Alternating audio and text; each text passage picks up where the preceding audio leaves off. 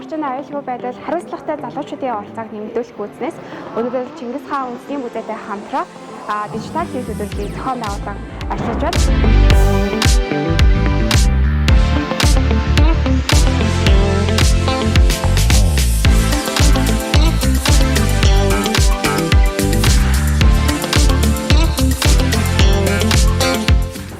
Цахим ур чадвар сургалтад хамрагдлаа.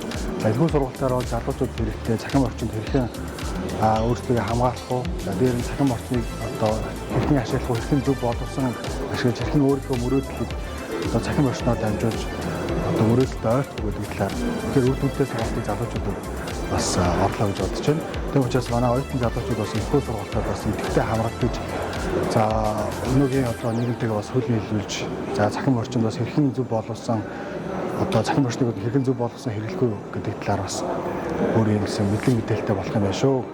Ийм учраас энэхүү сургалтад хамрагдахыг уриалж байна.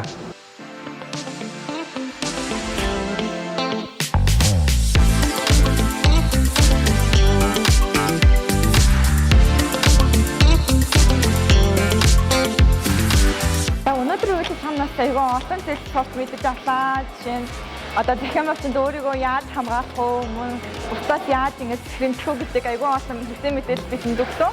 Мөн тэгээд энэ аяныг явуулж байгаа гэж гацтай баярлалаа гэж хэлмээрэн. Тэгээд оюутнуудаас хандаж хэлгээд энэ урт чадварыг эзэмснээр өөрийгөө болон ойр дотны хүмүүсээ дахин гэмт хэрэгээс хамгаалахад илүү хэрэгтэй шүү гэж хэлмээрэн. Захим ур чадвар суралцъя.